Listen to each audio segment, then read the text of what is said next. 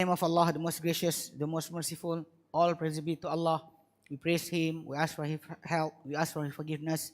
We seek refuge with Allah from the wickedness of ourselves and from the badness of our deeds. Whoever been given by Allah guidance, then nobody can be misguided for him. Whoever been misguided by Allah, then nobody can be guided for him. I bear witnesses, no God worthy to worship except Allah, only Him, no associate for Him. And I bear witness Muhammad, His messenger, His servant. O Allah, give good praise on Muhammad and the family of Muhammad, and we give good praise on Abraham and the family of Abraham. O Allah, bless upon Muhammad and the family of Muhammad, and bless upon Abraham and the family of Abraham. Verily, you most worthy of praises and most exalted in glory. Okay, today inshallah, likewise the first class. Today I will substitute for Ustaz Sharif, for he is actually not really well. May Allah Ta'ala give him good health and protect him from everything that is actually sickening him. Then continuing to the topic, still inside the topic of the topic of purification, your purification, Tahaarah. So today I will talk about ritual impurity or Hadath. Okay, because in Islam, everything being done in Islam is actually something recommended by Allah to you that is called as ibadah or act of worship. You don't reason why it happened. You just follow what being told to you. Because Allah Ta'ala told you to get wudu, like you did before, you learned about wudu. Because Allah Ta'ala said in the Quran in Surah Al-Ma'idah verse number 6, Allah Ta'ala said, Ya ayyuhalladhina amanu, O people have believed, idha kumtum ila salah, when you stood up to perform your prayers, faghsilu wujuhakum, wash your face, wa aydiyakum ila marafiq, and your hand until your elbow, wa masabirusikum, and wipe your head, wa arjulakum, and your feet you wash, ila al-ka'bain, until your, what is ka'b? Ankle? The two bones, they actually inside, on the side of your leg.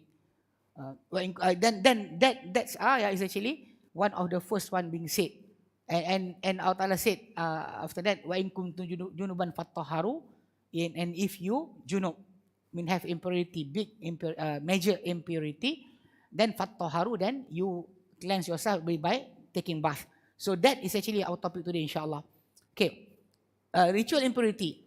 Ritual impurity, hadath, refer to the state of intangible uncleanness that prevent a Muslim from offering the prayer until he removes it, or his prayer, or anything that needs him to be in the state of purified, like tawaf on the Kaaba is also the same as prayer, because you need to have you must be purified. You must be purified before you do that act of worship.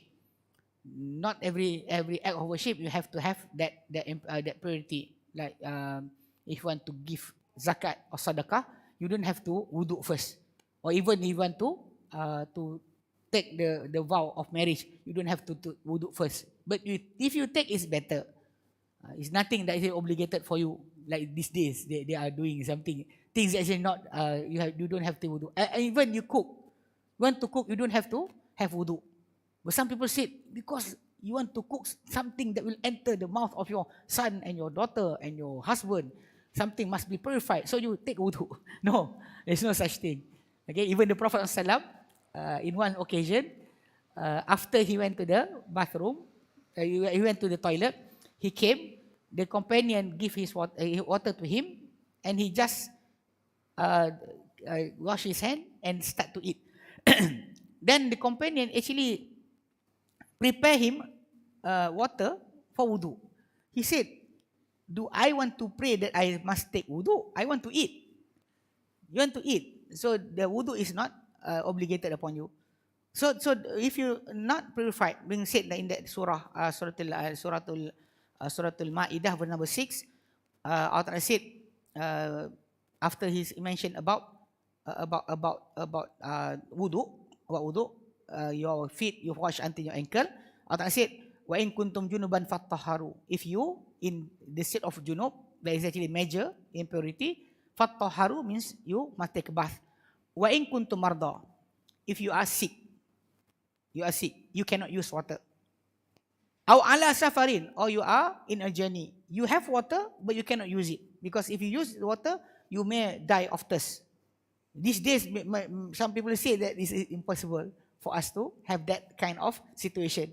In the time of the Prophet, journey will become one of the excuse for you not to take wudu normally. Because water is actually, you have to drink the water, and you have to pass the desert, maybe days. You don't know when you will get another supply of water. So because of that, if you are on a journey, that is the thing. You have water, but you cannot use it. You must use it for drink. So you cannot use the water for purification.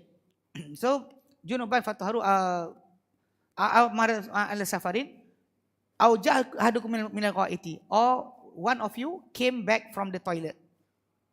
It's not meaning that you just go to the toilet, get out, and you are impurified. No, you did something there. You did something there, like you pee, or you take, you say the word poop. You take a poop. Then it's actually you actually already inside the state of impurification. You are not you impurified. You must purify back yourself. So the wudu is one thing. The taking bath is one thing. So because if you don't do that, then your salat will not be accepted by Allah. The Prophet ﷺ said, Inna Allah la yakbalu salat ahadikum idha ahdatha hatta yatawadda. Allah Ta'ala will not accept salat from you when he have the hadath, they will mention here, until he take a wudu. So as long as you don't have the wudu, then Allah Ta'ala will not accept your prayer. Even though you do it more than normal time. So if in normal time 3 minutes, without the wudu you pray 15 minutes, still will not accepted by Allah. Even if you do it more rakaat, means that the normal subuh fajar is 2 rakaat. But without wudu, I said I wait 8 rakaat. Allah Ta'ala will not accept that. Even you try whatever the way you want to do it. Okay? It is not physical like najasa. So the thing that will stop your prayer from being accepted by Allah, the two things actually from the start. One is najas, one is hadath. Najas is something that can be smell and taste. It's actually a physical thing, like your body, your clothes, your pee fell on your clothes. So the thing is najasa is physical. Something that you can see the color, you can smell the odor, you can taste. No, I don't say taste like that. Because sometimes can happen, is something died in your water tank on the top of your house. No, inside your ceiling, you have water tank there. Happened to our family, rat or a mouse fell inside there.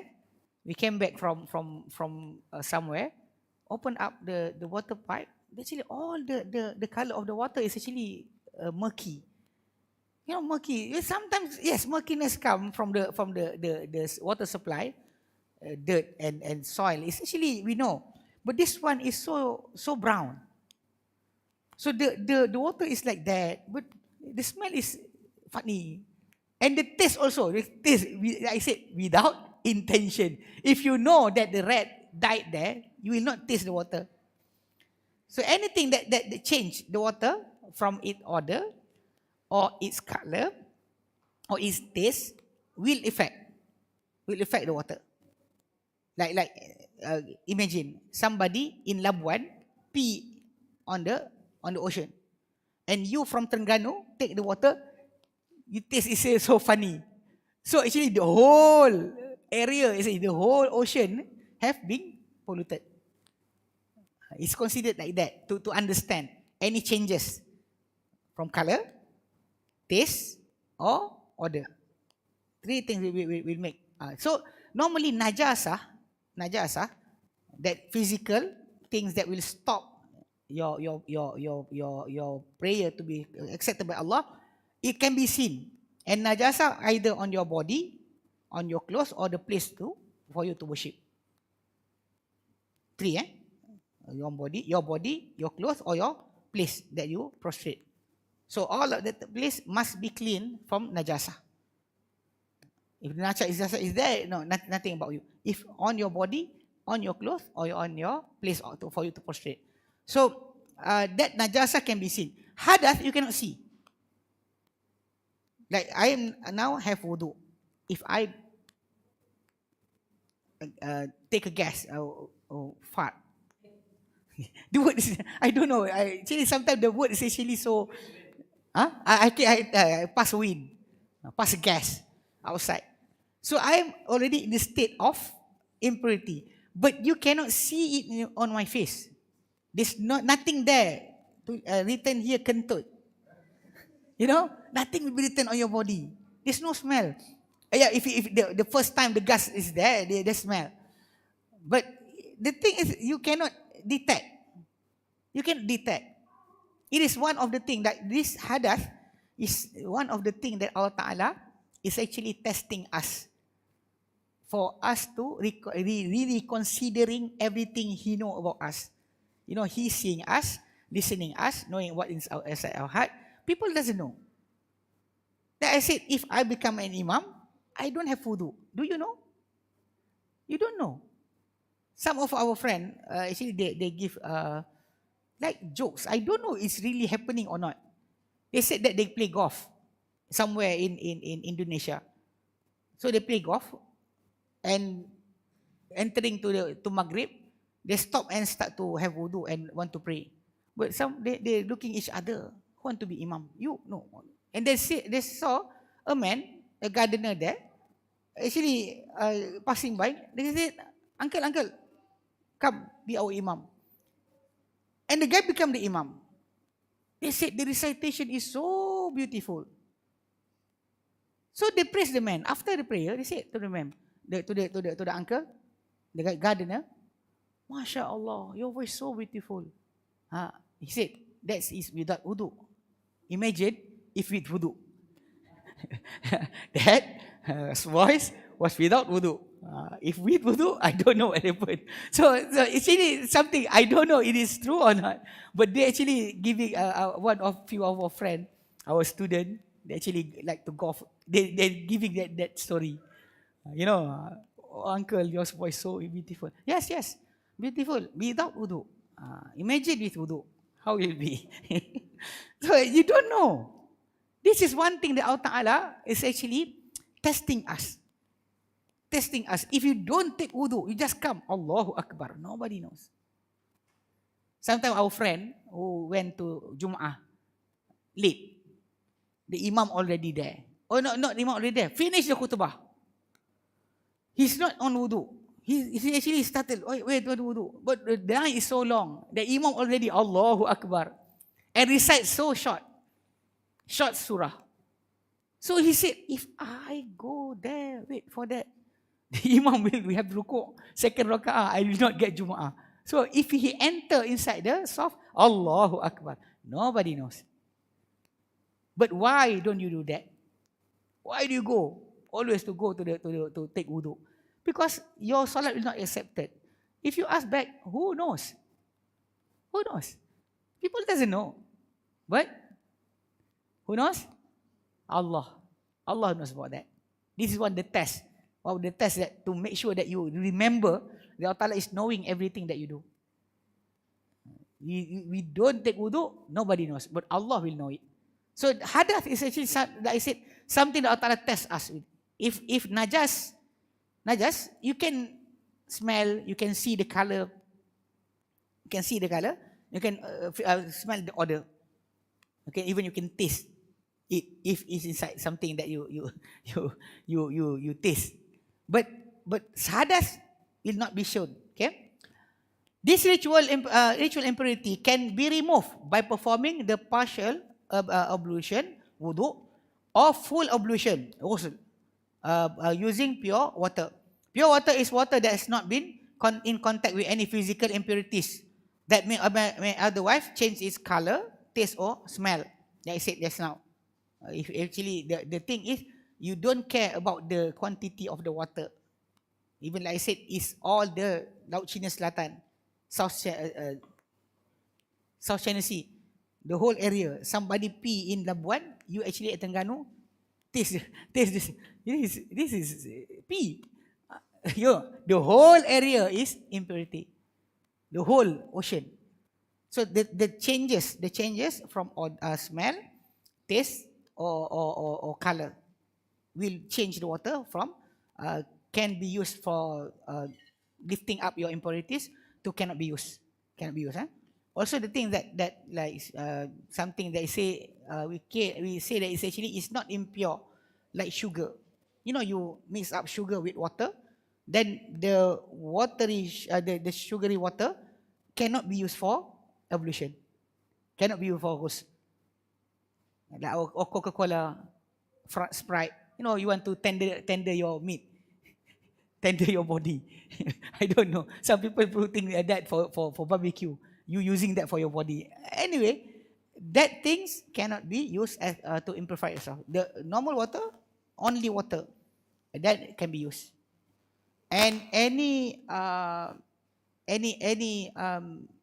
things that on the water by nature, like saltiness of the sea water, or the green color of the pond water because of the thing there, or also the like river of Pahang. You know, this not white in color, not blue, but actually taste tarik color, light brown. That doesn't change the condition of the water to be used. Anything that naturally like that, or any water that came like from the volcano, you know, the hot spring, you can smell the powder, not powder, sulfur smell from that thing. You see, it's okay. Anything that yet you add up is change the water. Like you put like I say sugar, or you mix it up with something else, then the water can be used, can be drink, can be used for anything else, for cooking, not to become water for ablution. Not for ablution, not for the ghusl, not for the wudu. Okay. If he perform wudu, then he can perform as many as prayer he wish, as long he doesn't break it. So when you have the wudu, you already you have the wudu, you you lift up the impurity of yourself, then you can perform with that wudu as many as you can. Even though the Prophet ﷺ, he actually narrated by hadith, when the Prophet ﷺ on the expedition of conquering Mecca on the 9th of Hijrah, actually he did something that he didn't did it before, because being said by being commented by Umar. Umar saw the Prophet ﷺ was praying subuh, fajar, zuhur, asar, maghrib and isya with one wudu only. One wudu only. So so Umar asked the Prophet. He said, "Ya Rasulullah, you are doing something today that you didn't do it before." Means that before that, the Prophet always will go every time the calling of prayer came, the Prophet will take a new wudu. That is the best for anybody want to practice. Every time there's azan, you go take a wudu, even though you are already have a wudu. But the Prophet did that to show to us it is actually permissible. If you don't have any gas and everything, you don't go to the toilet and you still have your wudu, you can pray from fajar until isya tonight. Doesn't have any problem there. So actually the wudu can cover. It's not for one wudu, one salat. One wudu, one salat. No, one wudu can be for any salat that you want. Even if you practice it during Ramadan. One wudu with the 11th, four isya, 2 after isya, and then you add up 11 after that. After that you pray 8 qiyam, and 3 witir. So all that numbers is really with one wudu. Except you pass a gas, then you come back. You go take wudu and come back. So for wudu is actually that doesn't have any limitation. Limitation about how many you want to use when that wudu. Okay. Ritual impurity it is two types. Minor ritual impurity, minor ritual impurity. This can be removed by performing wudu. Like I said, like you pass gas, you pee, you make poop and everything. That type you can just do the wudu and settle. And the other one, major ritual impurity, that can happen either sexual intimacy or semen from a man came out with a climax. Then that all that thing will make him impure for act of worship. He must take a bath. They must take a bath. Okay, or for a woman after they stop their menstrual period, they must take a bath because they are in the state of major impurity. Okay, take a bath. It's good actually taking bath. Some people doesn't like, but in Islam you can see that even though the people that live in Mecca at that time, water is not something that is actually vast for them. Not really many, but they still following the ritual of Islam, taking bath. Sometimes actually this bath is actually for you to perform ritual for ibadah for salat. But there are others like on the day of Eid, when you come before Eid, you must you are encouraged to take a bath because you should not disturb others with your order. Jum'ah. So that type of things actually also being encouraged. But this one is obligated because you want to do your act of worship, salat as example, or tawaf, you must be in pure state. Okay. The minor impurity and wudu. Okay. The partial ablution or wudu becomes invalid with any of the following. First, natural discharges from the private part, both the external genitals and exterior organs. Means that from that part, from the front and the back, pee or blood, sometimes, or even worm, if something come out, you don't like it, but it's actually happened. Do you know that actually you have to eat worm, no, medicine, every 6 months. Nobody did that. I don't know how many worms inside your body. So anyway, if something crawl out from your body, or even if actually you wrongly play with the coin and the coin enter your body, and the coin come out from your rectum, still making you impure. You have to do the wudu. You cannot say that, but this is not gas. This is not something that is actually from the back. This is just diamond and everything. You swallow it come out from you become impure. Even though the thing is actually not secretion, natural secretion of your body. Okay, or from your part of the place, like some people they are using the what is it called, pee bag, is it? The bag the urine bag to gather their urine. So that thing is actually making them impure because maybe they have a problem with their genital part, so they have to make a hole. So that thing making him impure, even though the pee doesn't come out from the normal way, come out from other side, or even if the poop is coming from some other side. So it is also will make the person impure. Okay, because he said here, excrement and wind, as urine, excrement and wind, anything from the front or the back. Okay, detailing things which invalidate ablution. The Quran states in Surah An-Nisa verse number 43 or Surah Al-Ma'idah verse number 6.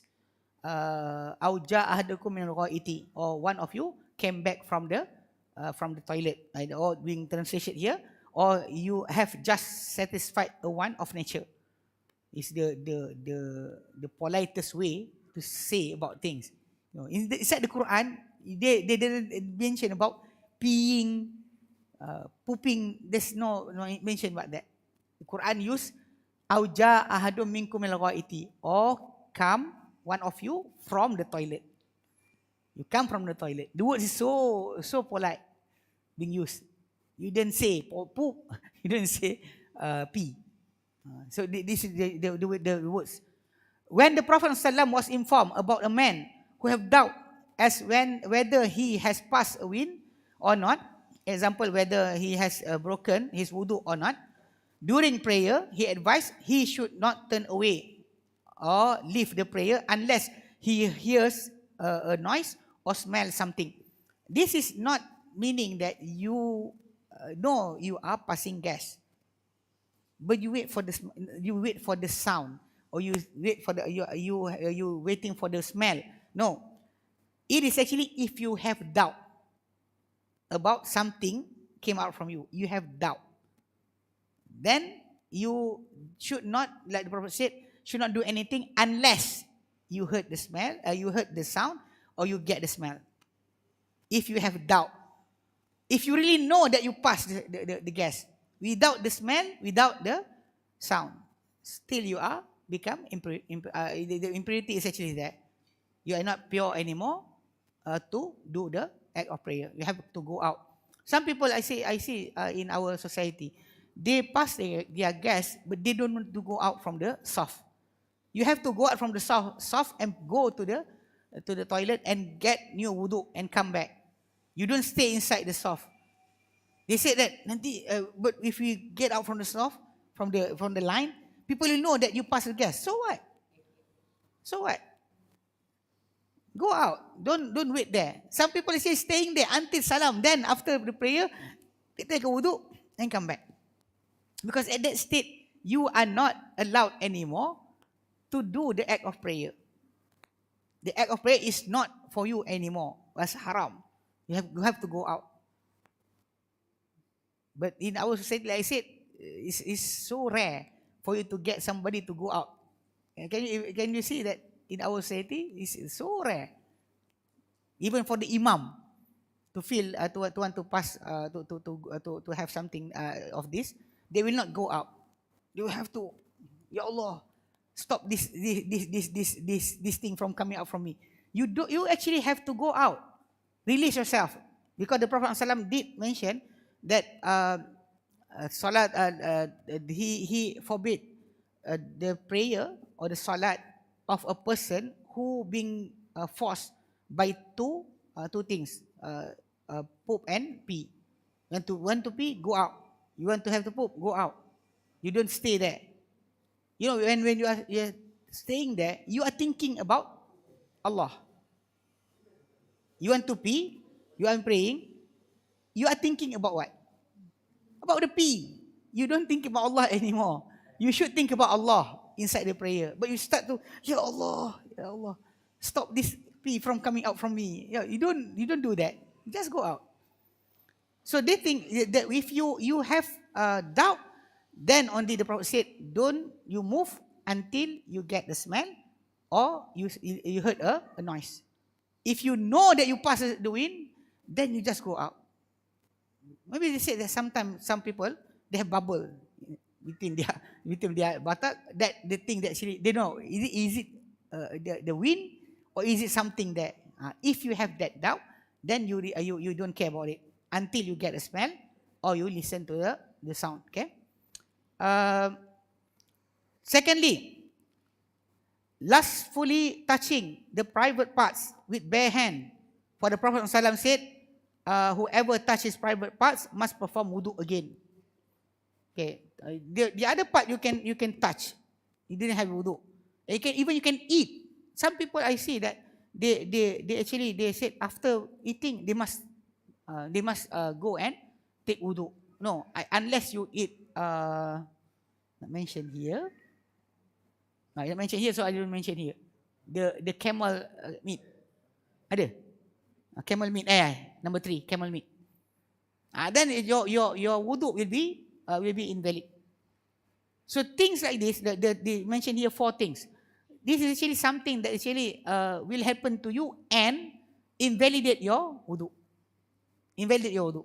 Okay. Second one is actually touching your private part. You touch and any places is okay. You touch your private part without any veil. If from outside your pen and everything is okay. But if you insert your hand inside your pen and you touch it, then you invalidate your wudu. Okay. Number 3, eating camel meat. The Prophet ﷺ was once asked, should we perform wudu after eating camel meat? He replied, yes. Yes. Sahih Muslim. So it's actually the thing, like I said, because the wudu itself is something not logical. It's just a pure act of worship. The thing that invalidates the wudu also something that you cannot think about it logically. Why is it? Some people said, okay, when you pass wind, you actually do the wudu. You wash your face, your hand to your elbow, you wipe your head, you wash your feet until your ankle. Can you see that nothing concerned about your rectum? You don't go and wash. You said, what are you doing? I pass wind. Go wash your back. No, you just do it. Okay. Some people said, what is the reason you wash all that places? Okay, Allah never mentioned. The Prophet also never mentioned about that. Why? But when you think about it, some of the scholars said, the place where you sin, when you want to do sin towards Allah, by looking, by seeing, or listening, or thinking, or saying, or smelling, or holding, or walking, that is the part that you wash. The part that will do sin towards Allah, or did sin towards Allah. So that is the part, this is the part that you will do. If you say that somebody is actually revealing themselves, this is because the hand, they wear that type of clothes to reveal his body. So that is the place that we wash. Allah Ta'ala told us to wash that place, as called as wudu. So the same as the things that making invalidate the wudu is actually being told to us by Allah. We don't know why. So the eating a camel meat, yes, one thing of the things that will invalidate your wudu. Number 4, loss of conscious because of sleep, insanity, or drunkenness. This is why. Because actually when you sleep, you don't know you pass gas or not. You don't know. Actually happened, my friend said about somebody during Jumu'ah. The khatib is actually giving a sermon. That person, he think that his sitting is good. Will not making him to pass gas. But the problem is, during his sitting, he lift out his body, unconsciously his body, and he passed the gas. Right? And this guy told him, brother, go to take wudu. He said, why? You pass your gas. No, my sitting is so firm. I cannot pass any gas. You lift out your buttock and you pass gas. You don't remember. Because of that, whenever you lost conscious, actually your wudu will be invalid. Because the being said in one of the saying by Ali bin Abi Talib, the Prophet said, Wika usahi al-ainan. The tie or the thing that will tie your rectum is your 2 eyes. When you close it, and that one will open. So because of that, you have to make sure a little sleep, like the companion during the time of Prophet ﷺ, at night when they are waiting to pray Isha. And sometimes the Prophet pray Isha around 10, 11 o'clock, like our time today.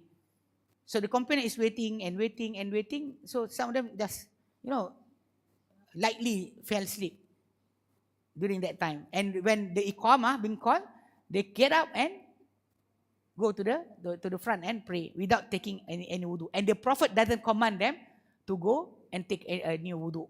Why? Because actually the light sleep, you actually just a little.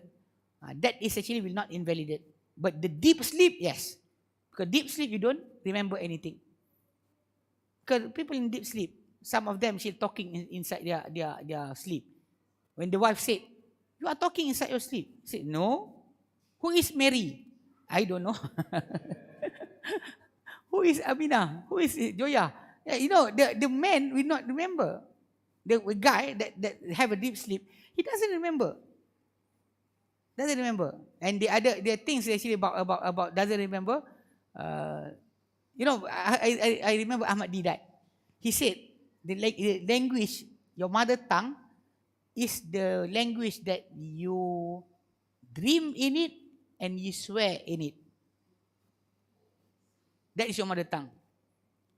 We actually, when we were studying in Yemen, we said that if one of our friend start to talk Arabic inside his sleep, inshallah he'll be talking. Because the spirit itself, the roh itself is actually talking in that language. So inshallah we'll be talking fluently. So talking, we actually start wanting to start to dream in Mandarin, but still cannot. Allah, but still, actually, this is what of the part. So when you sleep, you don't remember. Because of that, unconsciousness, drunk and everything. The drunkenness is two types. Sometimes you become drunk because of something haram, intoxicant. Sometimes you become drunk actually because of the doctor gives you something like morphine or everything. It's actually considered drunk. You are considered as drunk, means that you cannot have conscious anymore. You don't know what happened to you. Then also. So when we mention drunkenness here, some people say, Ustaz, the intoxicant is haram. How can it become one of the reason to invalidate wudu? How can you drink something that is haram? So I said, no, not every unconsciousness or drunkenness came from the haram things. Sometimes things actually halal. You eat, being put inside your body by the doctor. So you actually you doesn't know what you say anymore. So one of an uncle I met in Segambut, he mentioned he went to hospital to have an operation on his knee. So the doctor give him sedative. He don't know what the thing is. He tried to pray, do salat on his bed. He take the takbir during Zuhur. He give the salam Maghrib. Allahu Akbar. When he give Assalamu alaikum, Maghrib already. That's why when you are not conscious or you have dizziness like that, don't pray. Don't pray. Because of that, the Prophet ﷺ said about those who want to pray when they are not conscious. The Prophet said, stay to sleep back until the sleepiness went away from him, because he doesn't know what he will say. Maybe he should say, "Oh Allah, forgive me." Oh Allah, maybe he says something bad upon himself.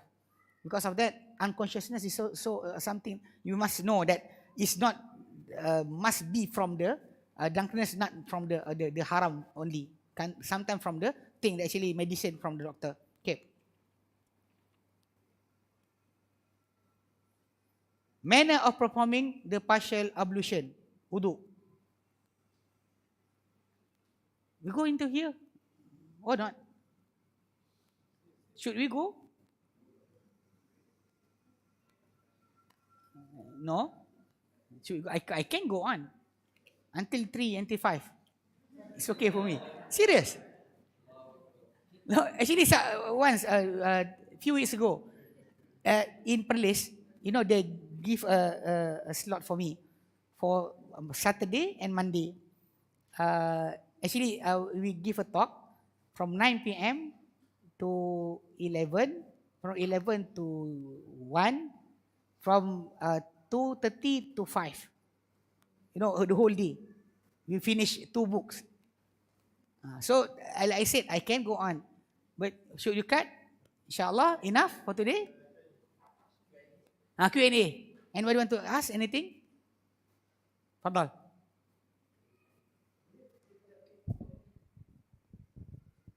Ya deh. Assalamualaikum Ustaz. Assalamualaikum. Saya nak bertanya berkaitan dengan Ustaz dah cakap tadi, kalau kita tutup mata maka rectum kita akan terbuka. Maksudnya dalam deep sleep lah. Jadi ada yang mengatakan bahawa apabila kita bangun tidur daripada deep sleep, kita kena jika kita tak mandi, kita kena cuci bahagian punggung kita. Adakah itu betul atau kita boleh buat ambil wuduk terus? Okay. Our brother asked that is it one of the command of Prophet Sallam that if we sleep deep sleep, should we wash our front part and our back part because we don't know what happened? No, because the Prophet Sallam never command us for that. But your hand, you should wash first, because the Prophet Sallam said, "Idza staiqadha ahadukum min naumihi," when anybody or any of you get up from his sleep, fala yaghmis yadahu fil ina, don't insert his hand into the vase or water. He have to wash 3 times, because the Prophet said he doesn't know where his hand went during his sleep, here or here or here. You don't know. Maybe here is enough for become bad. You know, your sweaty armpit. Then you put the water there and you take it to your mouth. Oh, disaster. And after that, 40 days, you are not, you feel dumb for 40 days. I don't know. Because the Prophet said, you don't know. فَإِنَّهُ لَا يَدْرِي أَيْنَ بَاتَتْ يَدُهُ. So the Prophet doesn't command us to wash all our private part and everything. No. Unless we feel something is there. You know, you feel there's a sweat, some fluid and everything. Even if you get up and you dream about having intimacy, and you wake up, there's water there, you must take a bath. Take a bath, full ablution. Full ablution you must do. But to just any sleep and you must wash, no. But normally we, alhamdulillah, in Malaysia, every time we get out, we want to pee and everything, and we wash everything, insyaAllah. But the thing is not commanded, not being told by the Prophet, only that your hand, yes, the Prophet told us to wash hand before inserting our hand in any place there is water there. Wash your hand 3 times before you insert your hand inside any water. Okay? Anything else? Or are you afraid to ask me? I think so. Because sometimes some people say that because my face. Ustaz, satu lagi soalan, Okay. Ustaz, berkaitan dengan drunkenness. Okey, bagaimana pula dengan orang-orang, Ustaz kata jika dia dalam keadaan yang tidak sedar, unconscious, dia tidak boleh perform ibadah. Okey, bagaimana dengan orang yang mengambil ubat-ubat PSY yang mana dia sangat sedatif, yang menyebabkan dia selalunya boleh terlajak waktu subuh? Bagaimana dengan isu macam adakah istilah kena paksa juga ke, biarpun waktu tu dia sangat susah untuk bangun lah. Okay. I will ask about anybody take medicine. That is actually sometimes related to the psychological treatment. Because we actually from Al-Khadim, we always go to Bukit Beruntung once a week to teach people that actually recovering from drugs. At that time, during that sitting, I can see a few of them is actually sleepy because they've been given some doses of medicine to calm down their desire to get the drugs. So during the class, some of them will start sleep, and some is smiling. Ustaz, I don't know whether he understand what I'm saying or not. So actually, only that one of the faci there remind me, Ustaz, some of them is actually on medication. So if during that time, our brother asked, during that time, when you took that type of medicine, you are unconscious or you not really think well, you delay your prayer. You don't pray at that time. It is actually being said by the Prophet Sallam, man ghalabahu nu'as, whoever being defeated by his sleepiness, falyarqud, sleep, don't get up, hatta dhahaba anhu naum, until the sleepiness went away from him. But you don't say that you try. Take water, start to wash yourself. If the sleepiness is still there, then you lie down. Likewise, if the person doesn't have consciousness, like I said, smiling, the uncle that we said, Allahu Akbar, Zuhur, Assalamu alaikum, Maghrib. He doesn't know what happened. He said the time is actually so lost for him. Yeah, brother. Assalamu alaikum. Assalamu alaikum. This is remind me also one of the medicines I took like 1 month ago. Caffeine syrups that make you drowsy. Caffeine syrup, caffeine syrup. Yeah, make you drowsy, right? So in this case, is better to avoid to pray all the time because I was very like you feel don't pray at that tired time. and I want to sleep. You don't pray at that time because you don't know what you say. The Prophet ﷺ said, you don't know, you want to ask merciness from Allah or you condemn yourself at this time. So don't do. Wait first. You can delay your prayer. This is what we say, delaying the prayer is actually prescribed by religion. Allah Ta'ala told us to delay. The Prophet told us to delay. Delay first. It's not like you delaying for the movie. You wait, it's a movie. Delay first. Because if I pray right now, I don't have right mind. I will thinking about the movie. No, that is wrong. The thing is actually you cannot understand what you say. Like being said in Surah Al-Nisa, verse 43, Ya ayyuhalladhina amanu, O people have belief, La taqrubu salata antum sukara. Don't go near the prayer or don't go to the mosque or to the place of prayer wa antum sukara, when you are drunk. Hatta ta'lamu ma taqulun, until you know what you say. You understand what you say and then you start to pray. If not, during that time, no. And that ayah, particular ayah 43, is before liquor or intoxicated drinks being forbid in Islam. At that time, they're still drinking. Only that Allah Ta'ala told them to not go when they are drunk. So they start to reduce the consumption of intoxicant. Not yet, because the forbiddance came in Surah Al-Ma'idah, verse number 90. That is actually when 90, that total forbiddance. During that 43, Surah Al-Nisa, not yet. They're still drink the intoxicant, but they being forbid from coming to prayer. So if you don't remember, like I said, the some of the strong medicine for cough medicine, they want you to sleep, so you drink it, drowsiness. I actually before this, I have skeptical about that, but one time I got some strong medicine from doctors. Actually, very sleepy. You drink it, you have to sleep. You cannot remember anything anymore after that. So you delay your prayer. You don't excuse yourself from any prayer. No, delay until you have consciousness. Okay?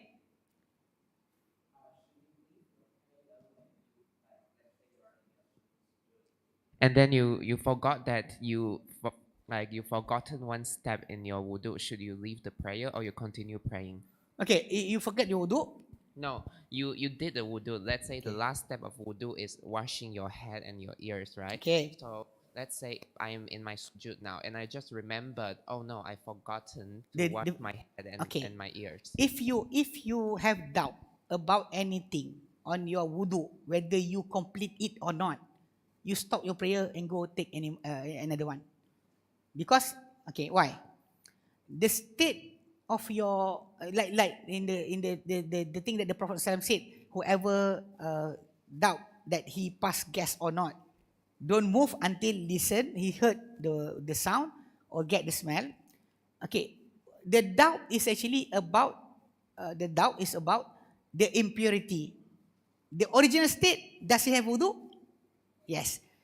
In your question, you doubt about your purification. You certain that before that you don't have wudu, so you have to take the first one. That means that your certainty is on doesn't have wudu. You doubt about your completeness of your purification. So you have to take another wudu. Leave your prayer, go take a wudu. And remember, in the part of wudu, inshallah you will understand it. Inshallah, in next class, Ustaz Sharif here, he will teach you. Actually, you if you not complete your wudu, like you said, I didn't wash my feet. You have to take a new one. You don't just go and wash your feet. You must take from a beginning, because the Prophet ﷺ saw a person praying, and at the ankle there's a place there not being washed carefully. This is actually a situation when you go to desert, when your feet is covered by the dust. When you wash it, the place that will be actually being washed become dark, and the place that not being washed become light. So the Prophet saw a place there just like that not being washed. The Prophet told the guy, go take another wudu and pray again. Take wudu. The Prophet doesn't say just wash that place. Okay, and for you also, start from the beginning of wudu, not just go there. No, you just start everything. Okay. Any other question? This is my fan. Okay. Ustaz, saya nak tanya sikit berkaitan dengan kencing. Okey. Ada kita sedia maklum ada hadis kata apa, orang yang banyak terseksa di dalam alam kubur adalah ada disebabkan dia kena kencingnya. Okey. Dan saya ada dengar juga daripada media sosial kata ketika kita untuk dalam proses untuk kencing tu, tak ada nas yang mengatakan boleh berdihim tu, tapi kita pula ada masalah macam bila kita nak lepas wuduk tu macam kencing tu macam ada keluar sikit-sikit. Macam mana isunya? Okay, a brother said about the hadith of the Prophet ﷺ. He mentioned about people who being tormented, being tortured inside the grave. The Prophet said, he stand out with his companion. He said, these two grave honor is being punished by Allah right now. And they are not being punished because big thing by their thought, but it's big thing inside of Allah. One is going around, making people to fight each other, namam. He go to this guy, that guy say something about you. He go to this guy, that guy thinking about you. This guy being tortured inside the grave. And the second one doesn't clean himself from pee. Actually, the word is three. La yastatir, doesn't protect himself from the pee to come back to him. Doesn't la yastanzih, doesn't cleanse himself from the pee. La yastabri, doesn't clean himself from the pee. So the thing is about doesn't care. Some people, especially men, they go to the bowl to pee and just sip, go away. That is wrong. Some women say that, yeah, you can do that, but we women do not do that.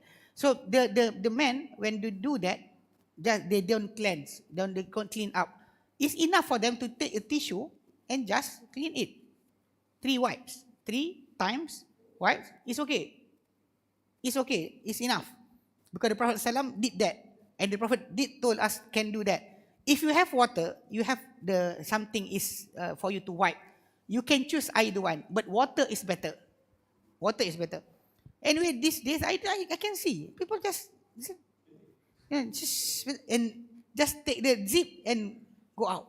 And sometimes the dripping of the pee is still there. This is the thing. For our brothers say, some people, men especially, have the problem about peeing. So after they pee, they feel there's something still there. You actually doesn't have to jump to shake your body and everything, because we saw some of videos. They said that if a person want to make sure that the pee is already gone there, he said you go there, pee like this, and you pee like this, and somebody said you have to take a stairs. Actually, that this thing that we call by Ibn Qayyim as bid'ah. You actually just for men. So I look at men. Okay, you just we say urut. No, just massage it like that. Because you actually, you know that the prostate, the pundi kencing inside there, the gland, it's always collecting water. You cannot stop that collection of water. It's still there. It's coming there. Some people say you have to make it, none is there. It's so impossible. So impossible. Because right now we are talking, water being collected to our body, being sent to that gland, the peeing gland. So it's actually something that you should not care about really. Unless the doctor said that you have a problem. You have a problem there about your peeing is actually not stopping. Will continuously come out. Then you have another topic. But for us, for normal occasion, you don't have to really think about it. After you cleanse yourself, just walk away. Don't think, because sometimes overthinking will make shaitan to play around with you. You know, some people I met, you know, during staying like this or watching Korea and everything, you don't feel about going to passing gas. But after taking wudu to want to pray, hurry up, I want to pass gas. You know, the shaitan is actually poking inside the body, want to make the person to feel that. You can sit like this, you don't feel anything. You take the wudu, suddenly you want to pass gas. Why? It's something that is being played by shaitan upon you. So whatever is there is there. Don't ever you complicated your thinking about that. So just massage it a little, and that's okay, inshallah. Okay. Assalamualaikum Ustaz. We have two questions. Okay. The first one, the sister asked, Assalamualaikum, if accidentally touch private part with bare hands after bathing, does that break my wudu? Okay. During bathing, if a person already take wudu, then suddenly he accidentally touch, then it's the invalidate the wudu. Even though in our book it's written there, touching sensually, actually, they say there, sensually touching your private part. But actually, just because the Prophet ﷺ mentioned, just man massa dhakarahu falyatawadda, or man massa farjahu falyatawadda. Whoever touch his private part or his private part, then he must take wudu. Falyatawadda. Just follow.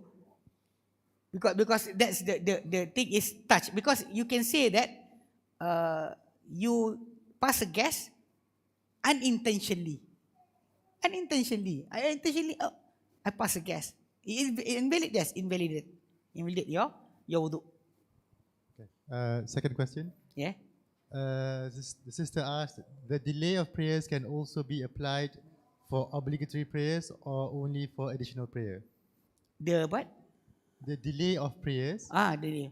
Can it also be applied for obligatory prayer or only for additional prayer? The delay of prayer during your unconsciousness or dizziness or anything, that is actually in Islam as we say permissible for you to delay, like doctor going into operating theater, they can delay the prayer.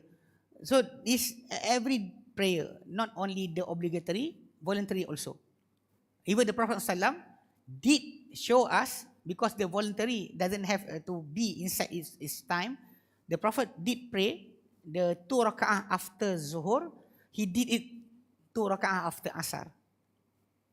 Salamah saw the Prophet pray after Asar. So she sent her servant. You ask the Prophet, he doesn't give us permission to pray after Asar. What is this? But if he stop you from talking, just follow him. So the servant came to what happened to you? Huh? Then he knows. Okay. So the Prophet said, the Prophet is praying, so the servant came. And he started to say, Prophet of Allah, O Messenger of Allah, you forbid us from praying after Asar. What is this? The Prophet just give a sign like that for him to stay. Then the Prophet continued his praying. After the prayer, the Prophet answered. He said, I was being busy with guests coming from outside after Zuhur. So I cannot pray at that time. This is the 2 rakaat after Zuhur that I left. So the Prophet is doing it after Asar. So you can pray, like being said, done by the Prophet. Anything that is actually voluntary, yes, you can change it to another time. Not every day, but during that busyness. But the obligatory is must be validated. Something actually, let's say that, like about operation theatre, the doctor going there, or you cannot stop on the highway. You cannot stop because all the R&R is so full. You cannot pray at the side on the side of the road. People will car will struck you. So you can go until you find a place that is actually secure for you to pray. Then only you stop. That actually you can delay it when it's concerned something like actually life and death or something that will cause harm to you. You can delay it. Like during COVID-19, people doesn't stop at R&R. So they ask, if I just pass away, how long? I said until you arrive at your Korea, like we stay in U8, U10, Shah Alam. So I will pray at U8, Bukit Julutong, to pray there, Jamak Qasar, and I will go back to my place. Even though the place is not very far. So you don't enter your area or your place or daerah or Korea to make sure that you can pray Jamak and Qasar. Okay? Just last 2 quick questions. 2. First, because as a man, sometimes we are, for myself, we are, especially when in time of working, we need to go to toilet faster. So, is it hygienically as a Muslims to use the bowl? Because sometimes we know when you can do this, it's pressed back against us, right? As a man, Actually permissible. Yeah. Permissible for you, even peeing standing. Peeing while standing. Man can do, woman cannot. Okay. So the thing is actually being done by the Prophet sallallahu alaihi wasallam. Aisha radhiyallahu anha swear by the name of Allah, the Prophet never pee standing in front of her. And Umar bin Khattab said that the Prophet forbid him. But at the same time, Huzaifah bin Yaman, he said he walked with the Prophet sallam to the place, rubbish place. Then the Prophet pee was standing. So the what being done by the Prophet sallam, making, like I said, men in our days today can do that on the bowl, making sure that you make sure that it doesn't come back to you. Inshallah, it's okay. Hygienically, because the Prophet did that. So it's permissible for you. Okay. Okay. Last one. You said when you touch the yeah. Continue. Okay, so even for example, I take in our ghusl and we touch our private part mistakenly, not like intentionally. Okay. We do have to redo the ghusl? Okay. The touching your private part during ghusl, during taking bath, okay, it's not validating your bath. It's only invalidating. It's not invalidating your bath. It's only invalidating your wudu. Means that after you finish your bath, you have to take another wudu. If you don't touch it, you don't touch your private part, then you can just go out and just pray, because the full ablution already taking care of your wudu. Alhamdulillah. So that's the way. Where during your full ablution is okay for you. It's actually you should avoid from touching. The way the Prophet ﷺ did the full ablution, he will wash his private part before he start to wash his body or taking wudu. Before he taking wudu, he will wash his private part first. Because of that, he doesn't have to take wudu anymore after that. Okay, so no touching. Okay, Alhamdulillah.